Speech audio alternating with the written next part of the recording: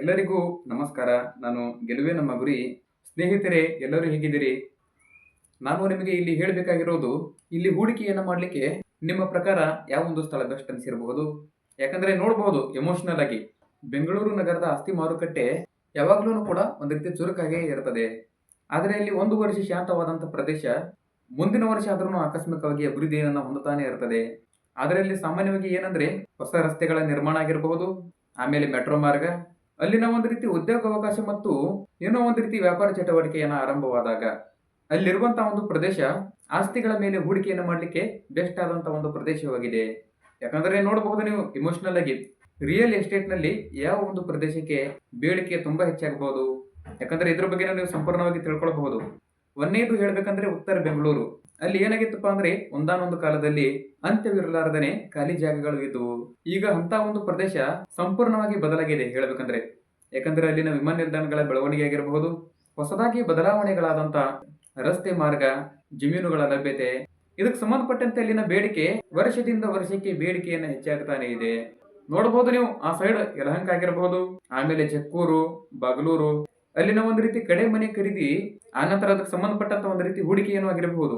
ಇದೆಲ್ಲದಕ್ಕೂ ಒಂದು ಉತ್ತಮವಾದಂತ ಅವಕಾಶ ಅಂತಾನೆ ನಾನು ಇಲ್ಲಿ ಹೇಳ್ತೀನಿ. ಆನಂತರ ಈ ಕಡೆ ವೈಟ್ ಫೀಲ್ಡ್ ಕಡೆ ನೋಡಬಹುದು, ಅಲ್ಲಿರುವಂತಹ ಸುತ್ತಮುತ್ತಲ ಪ್ರದೇಶಗಳು ಒಂದು ಕಾಲದಲ್ಲಿ ಹೇಳ್ಬೇಕಂದ್ರೆ ಈ ಒಂದು ವೈಟ್ ಫೀಲ್ಡ್ ನ ಹೊರವಲಯದಲ್ಲಿ ಈ ಒಂದು ಬೆಂಗಳೂರು ನಗರವನ್ನ ಬಿಟ್ಟು ತುಂಬಾನೇ ಅಂದ್ರೆ ಇಲ್ಲೆಲ್ಲರೂ ಕೂಡ ಒಂದು ರೀತಿ ಹೊರವಲಯದ ಪ್ರದೇಶ ಅಂತಾನೆ ಹೇಳ್ಬೇಕಾಗ್ತಿತ್ತು.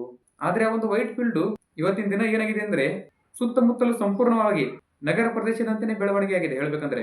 ಯಾಕಂದ್ರೆ ಅಲ್ಲಿನ ಒಂದು ರೀತಿ ಮೆಟ್ರೋ ಸಂಪರ್ಕವನ್ನ ಪ್ರಾರಂಭವಾದಾಗ ಆಸ್ತಿ ಬೇಡಿಕೆಯನ್ನು ಕೂಡ ಹೆಚ್ಚಿಸಿತ್ತು ಹೇಳ್ಬೇಕಂದ್ರೆ.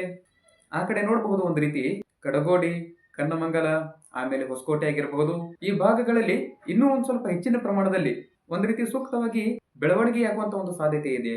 ಯಾಕಂದ್ರೆ ನೋಡಬಹುದು ಒಂದು ರೀತಿ ನೀವು ಅಲ್ಲಿನ ಐಟಿ ಕಂಪನಿಗಳು ಉದ್ಯೋಗ ಅವಕಾಶಗಳಿಗೆ ಹೆಚ್ಚಿಸ್ತಾನೆ ಇದೆ.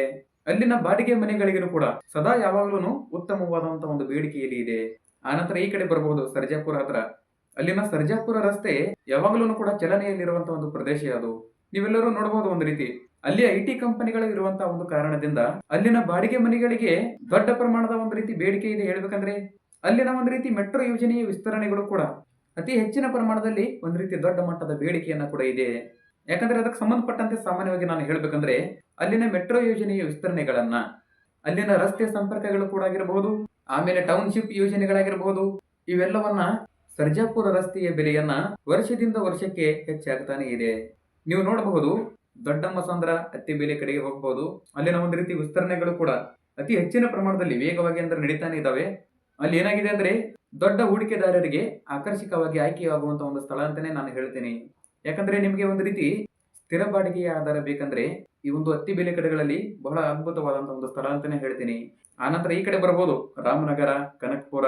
ಕನಕಪುರ ರಸ್ತೆ ನಿಧಾನವಾದ್ರೂ ತುಂಬಾನೇ ಅಂದ್ರೆ ತುಂಬಾ ವಿಶ್ವಾಸಾರ್ಹವಾಗಿ ಬೆಳಿತಾನೆ ಇದೆ. ಯಾಕಂದ್ರೆ ಇದು ಎಮೋಷನಲ್ ಆಗಿ ಹೇಳ್ಬೇಕಂದ್ರೆ ಆ ಒಂದು ಕನಕಪುರ ವಲಯದಲ್ಲಿ ಅಲ್ಲಿನ ಮೆಟ್ರೋ ಮಾರ್ಗ ದೂರದ ಪ್ರದೇಶಗಳನ್ನು ಕೂಡ ಆ ಒಂದು ನಗರದ ಹೃದಯ ಭಾಗಕ್ಕೆ ಕರೆದೊಯ್ಯುವುದರಿಂದ ಅಲ್ಲಿರುವಂತ ಒಂದು ಆಸ್ತಿಯ ಮೌಲ್ಯ ವರ್ಷದಿಂದ ವರ್ಷಕ್ಕೆ ಏರಿಕೆಯಾಗ್ತಾನೆ ಇದೆ. ಯಾಕಂದ್ರೆ ಅಲ್ಲಿನ ಒಂದು ರೀತಿ ಹಸಿರು ಪರಿಸರದ ವಾತಾವರಣ ಆಗಿರಬಹುದು, ಆನಂತರ ಅಲ್ಲಿನ ಶಾಲೆಗಳು, ಕಟ್ಟಡಗಳು, ದೇವಾಲಯಗಳಾಗಿರಬಹುದು, ಇವೆಲ್ಲದಕ್ಕೂ ಕೂಡ ಶಾಂತವಾದಂತಹ ಒಂದು ಪ್ರದೇಶವಾಗಿರಬಹುದು. ಯಾಕಂದ್ರೆ ಅದನ್ನು ಕೂಡ ಹೆಚ್ಚಿನ ಒಂದು ರೀತಿ ಒಳ್ಳೆಯ ಗುಣಮಟ್ಟದಲ್ಲಿ ವಸತಿಗಳನ್ನ ಹೊಂದಿರುವಂತಹ ಒಂದು ಪ್ರದೇಶ ಅಂತಾನೆ ಹೇಳ್ತೀನಿ. ಯಾಕಂದ್ರೆ ಅದಕ್ಕೆ ಸಂಬಂಧಪಟ್ಟಂತೆ ಹೇಳಬೇಕಾದ್ರೆ ಮುಂದಿನ ದಿನಗಳಲ್ಲಿ ಅಲ್ಲಿನ ಮೌಲ್ಯವನ್ನ ಹೆಚ್ಚಿಸಿಕೊಳ್ಳಲಿಕ್ಕೆ ಯಾರಾದ್ರೂ ಬಯಸುವಂತ ಹೂಡಿಕೆದಾರರಿದ್ರೆ, ಯಾರಾದ್ರೂ ಬಯಸಿದ್ರೆ ಆ ಒಂದು ಹೂಡಿಕೆದಾರರಿಗೆ ಸುರಕ್ಷಿತವಾಗಿ ಸೂಕ್ತವಾದಂತಹ ಒಂದು ಸ್ಥಳ ಅಂತಾನೆ ಹೇಳ್ತೀನಿ ಇಲ್ಲಿ. ಯಾಕಂದ್ರೆ ಅಲ್ಲಿ ನೋಡಬಹುದು ತಾನಿಸಂದ್ರ, ನಾಗಾವರ ಪ್ರದೇಶ ಕಡೆ ಬೆಂಗಳೂರು ರಿಯಲ್ ಎಸ್ಟೇಟಿನ ಅನಿರೀಕ್ಷಿತವಾದಂತಹ ಒಂದು ನಾಯಕ ಅಂತಾನೆ ಹೇಳ್ತೀನಿ. ಯಾಕಂದ್ರೆ ಮಾನ್ಯತಾ ಟೆಕ್ ಪಾರ್ಕು, ಆಮೇಲೆ ಮೆಟ್ರೋ ಮಾರ್ಗಗಳು, ದೊಡ್ಡ ವಸತಿ ಯೋಜನೆಗಳ ಕಾರಣಕ್ಕಾಗಿ ಅಲ್ಲಿನ ಇನ್ನೂ ಹೆಚ್ಚಿನ ಮಟ್ಟದ ಬೆಳವಣಿಗೆ ಬಹಳ ವೇಗವಾಗಿ ನಡೀತಾನೆ ಇದೆ. ಯಾಕಂದ್ರೆ ಅಲ್ಲಿ ಇರುವಂತಹ ಬೆಲೆಗಳು ಇನ್ನೂ ಹೆಚ್ಚಿನ ಪ್ರಮಾಣದಲ್ಲಿ ಅಲ್ಲಿನ ಸ್ಥಳಕ್ಕೆ ಮತ್ತು ಇಲ್ಲಿ ವೈಟ್ ಫೀಲ್ಡ್ಗೆ ಹೋಲಿಸಿದರೆ ಸ್ವಲ್ಪ ಕಡಿಮೆ ಮಟ್ಟದಲ್ಲಿ ಇರುವುದರಿಂದ ಹೂಡಿಕೆಯನ್ನ ಮಾಡಲಿಕ್ಕೆ ಇದು ತುಂಬಾನೇ ಅನುಕೂಲಕರವಾದಂತಹ ಒಂದು ಸಂಗತಿ ಅಂತಾನೆ ಹೇಳ್ತೀನಿ. ಯಾಕಂದ್ರೆ ಮುಂದಿನ ವರ್ಷಗಳಲ್ಲಿ ಬಾಡಿಗೆ ಮೌಲ್ಯ ಮತ್ತು ಮರು ಮಾರಾಟದ ಬೆಲೆಯೂ ಕೂಡ ಬೆಲೆ ಹೆಚ್ಚುವಂತ ಒಂದು ನಿರೀಕ್ಷೆಯನ್ನ ಇದೆ. ಆದ್ರೂ ಬೆಂಗಳೂರು ನಗರದಲ್ಲಿ ಹೊಸ ಪ್ರದೇಶದ ಬೆಳವಣಿಗೆ ಯಾವತ್ತಿಗೂ ಕೂಡ ನಿಲ್ಲುವುದಿಲ್ಲ ಹೇಳ್ಬೇಕಂದ್ರೆ. ಆದ್ರೆ ಒಂದು ರೀತಿ ದೀರ್ಘಾವಧಿಯ ಹೂಡಿಕೆಯನ್ನ ಮಾಡಲಿಕ್ಕೆ ನಿಜವಾದಂತ ಒಂದು ಬೇಡಿಕೆ ಮತ್ತು ಮೂಲವಾದಂತ ಸೌಕರ್ಯಗಳ ಬೆಳವಣಿಗೆಯನ್ನ ಗಮನಿಸಬೇಕಾಗುವಂತದ್ದು ಯಾಕಂದ್ರೆ ಅತ್ಯಂತ ಬಹಳ ಮುಖ್ಯ ಅಂತಾನೆ ಹೇಳ್ತೀನಿ. ನನ್ನ ಈ ಒಂದು ಮಾಹಿತಿ ಇಷ್ಟವಾದರೆ ಒಂದು ಲೈಕ್ ಕೊಡಿ. ಎಲ್ಲರೂ ತಪ್ಪದೆ ಹೈಪ್ ಮಾಡಿ. ನನ್ನ ಚಾನಲನ್ನು ಮೊದಲ ಬಾರಿಗೆ ನೋಡ್ತಿದ್ದರೆ ತಪ್ಪದೆ ಸಬ್ಸ್ಕ್ರೈಬ್ ಮಾಡ್ಕೊಳ್ಳಿ. ಮುಂದಿನ ಮಾಹಿತಿಯಲ್ಲಿ ಮತ್ತೆ ಸಿಗೋನು. ಎಲ್ಲರಿಗೂ ಧನ್ಯವಾದ.